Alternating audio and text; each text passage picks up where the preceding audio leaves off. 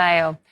Well, we're now joined live from Manila by the Vice President of the Philippines, Sara Duterte. Many thanks for joining us on the program. It's a pleasure to have you with us.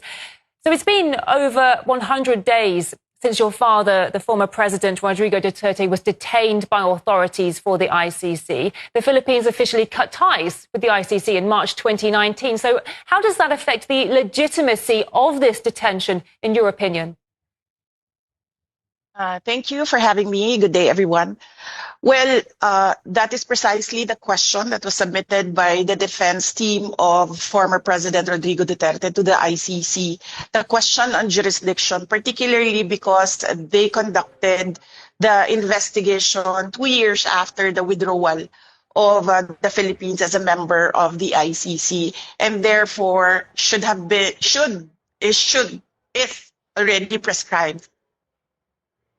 And do you see any political motives for the case against Mr. Duterte? Well, yes, because before his detention, former President Duterte was a staunch critic of the Marcos administrations. There are serious allegations and questions about his competency and allegations about drug abuse that came from the former President Duterte. And before his detention, there was a preparation by the former president of a campaign for his senatorial candidates for the PDP, his political party. Talk us through how this case has affected your father, affected your family, really, and on a personal and a political level. Well, the last time that I talked to my father, he always said that you make your own history in this world, and he leaves it all up to God, whatever will happen to him. And he also said that he did what is best for his country, rightly or wrongly. As for the family, we have been more closer now. The quirk about our family is that we forget our personal differences if we have a common adversary, and at the moment that is President Bongbong Marcos. You and your family have said many times that this arrest warrant is illegal, but the ICC is an international court, so where do you even go to appeal? Well, there was a Senate investigation that was conducted by Senator Amy Marcos and was supported by some of the senators in the Philippine Senate. And she submitted her findings to the ombudsman here in the Philippines, and she recommended filing charges against the individual who implemented the rendition on former President Duterte. You recently argued that your father should be permitted an interim release to a third country because of his age. He's 80 years old. What is his current condition at the moment, and what sort of toll is this case taking on him? At the moment, he's in his thinnest. You've never seen him this thin. I've seen him from pictures when he was single, and that was the thinnest that I've seen him, and this is about the same.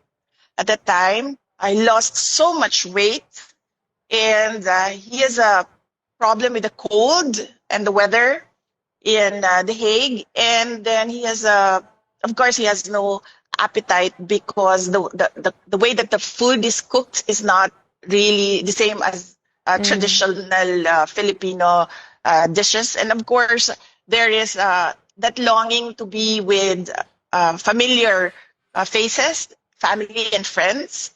So there are certain days that it's a good day, and there are certain days that it's a bad day. So yes.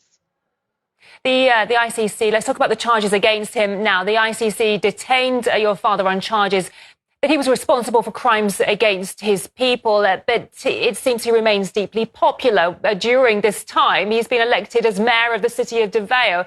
So clearly some Filipinos still support him. What does that say about the ICC's continued detention of him, in your opinion?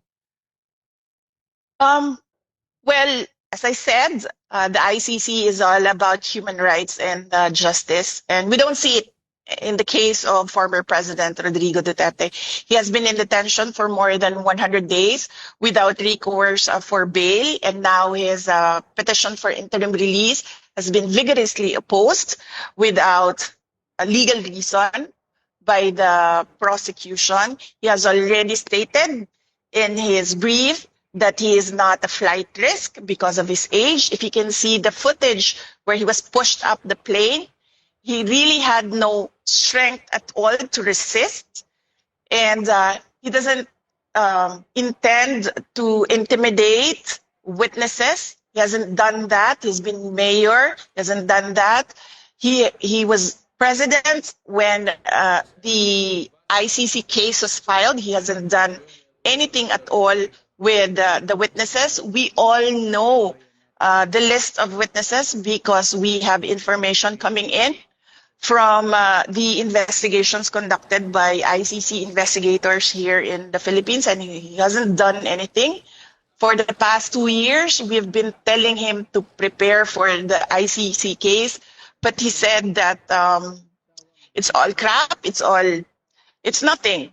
And clearly, when we heard the charges, we found out that it's really nothing. It's 43 counts of murder. That's not even close to crimes against humanity.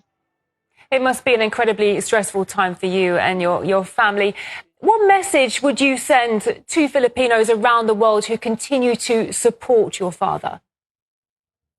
Yes, in fact, majority of the Filipinos in the Philippines continue to support former President Duterte. A lot of them pray for his return to Davao City, and a lot of them pray that he will be acquitted of the charges. And we thank the Filipino communities around the world for their prayers. It is a big help, and it helps President Duterte to know that Filipinos regularly visit The Hague, even if they are just outside the detention unit. And Filipinos regularly conduct rallies so that the world will listen of the injustice that is done to him by the ICC. And indeed, you have your own concerns currently with an impeachment process against you in the Philippines. You say it's politically motivated. Explain to us, what could these motives be exactly, and who do you think could be behind this? Well, it's all about the refusal or the intent of President Marcos. It is the intent of President Marcos not to step down. He wants to perpetuate himself or his family in power. It is clear from the moves of his administration against political opponents. And in fact, one of his relatives, and this is a personal knowledge of mine, has expressed that he wants to run for president. This all started with the People's Initiative, wherein they wanted to amend the Constitution to shift into a parliamentary form of government where the Prime Minister is not voted by popular choice. When they failed in this, they started the impeachment. And clearly, evidence shows that the members of the House of Representatives, and many of them who signed, did not read the articles of impeachment. And one particular member of the House of Representatives already said publicly that there was money in exchange for the signatures in the articles of impeachment. Because I am the front runner in the presidential race in 2028, the survey shows that. And I think they want to eliminate the front runner. I see. Do you think there might be a connection between the detention of your father and the impeachment process against you? I believe so, yes. They think that if they take out a former President Duterte, they will weaken me because it's one brand, it's one family. The Philippine Senate recently returned the impeachment complaint to the House. What will the next steps be? Well, I do not know with the Senate what will be their next steps. They required us to submit an answer to the articles of impeachment, and we did that. We submitted it the other day, and we're waiting for instructions from the Senate on what to do next. As you were just saying yourself, there are many people claiming that the impeachment process against you is designed to block your potential candidacy for the 2028 elections. Do you plan to run for the presidency if you are acquitted of the current charges? I have not planned anything for the presidential race of 2028. Some supporters have given me a deadline of the fourth quarter of the year 2026. So that is when I will decide if I will run for president on 2028. Your approval ratings are currently, well, reached 59% in March. What sort of public support have you received since then? Do you have a feeling that a majority of the Filipino people stand behind you?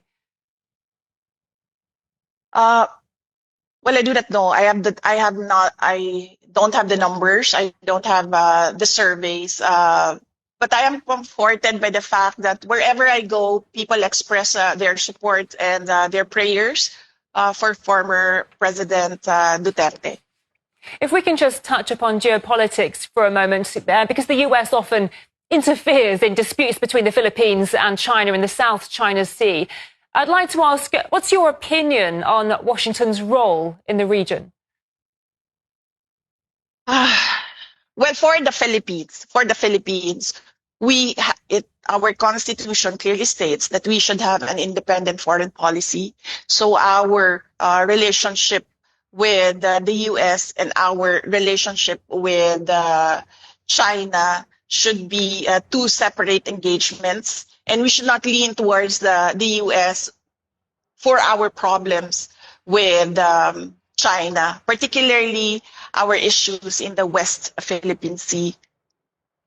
Yeah, the Philippines is kind of in the middle of all this, isn't it? Because the Philippines being a long-time ally of the US and Asia, at the same time, Manila maintains robust trade ties with China. So I'm just wondering how difficult it is for the Philippines to find the right geopolitical balance between these rival superpowers. Well, as you can see right now, the Philippines, clearly the administration of President Marcos is leaning towards the U.S. and is alienating China.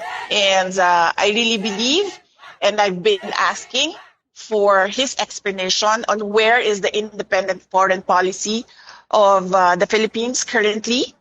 And I believe that the Philippines should not be involved in the cooperation and competition at the same time of the US and China, being a middle power in the game of supremacy and domination. You need money and power, which the Philippines does not have at the moment. We will get to that in the future, but not right now. So it is best for us to stay in the middle. And as I said, keep our relationships separate and do not lean towards one country or the other. A pleasure speaking to you today. Many thanks for your time. We've been talking to the Vice President of the Philippines, Sara Duterte. Thank you. Thank you. So, the NATO alliance has agreed to boost